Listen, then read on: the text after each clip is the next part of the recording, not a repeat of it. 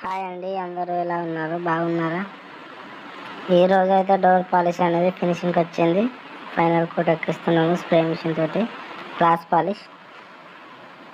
దీనికి గాను పాలిష్కి గాను మొదటిగా తలుపుల మీద ఉన్న సిమెంట్ మొత్తం నీట్గా మొత్తం క్లీన్ చేసుకోవాలి. దాని తర్వాత పేపర్ తోటి మిషన్ తోటి పేపర్ కొట్టుకోవాలి. తర్వాత first coat, second coat paper కొట్టుకుంటూ మిషన్ తోటి ఎక్కించుకోవాలి. మిషన్ అందుబాటులో లేకపోతే బ్రష్ తోటి ఎక్కించుకున్నా పర్లేదు, ఎందుకంటే అది అయిపోయిన తర్వాత ప్రతి కోట్కు మళ్ళీ పేపర్ కొట్టాల్సిన అవసరం ఉంటుంది. కాబట్టి బ్రష్ తోటి ఎక్కించుకుంటే సరిపోతుంది.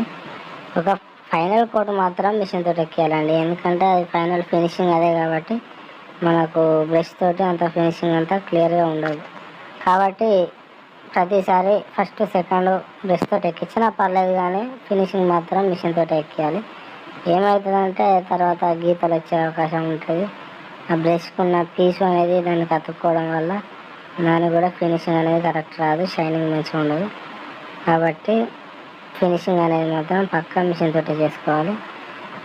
మేము అలాగే చేసాము. ఫస్ట్ కోట్ సెకండ్ కోట్ అయిపోయింది, మిషన్ తోటి ఫైనల్ కోట్ ఎక్కిస్తున్నాము. అది చేయడం వల్ల డోర్ అనేది చూడండి ఎంత షైనింగ్గా ఉందో. కొద్దిగా బిల్డింగ్ వర్క్ అనేది కొద్దిగా ఎమర్జెన్సీ, అందుకనే నైట్ 12, 12 o'clock, 1 o'clock చేస్తున్నాము. వర్క్ టైం తోటి సంబంధం లేదండి, మనం వాళ్ళ సాటిస్ఫాక్షన్ మనకు కావాలి.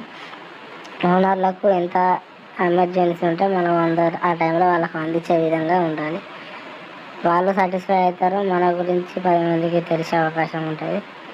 దానివల్ల అనేది నైట్ 11, 12 గంటల మధ్యలో చేస్తున్నామండి.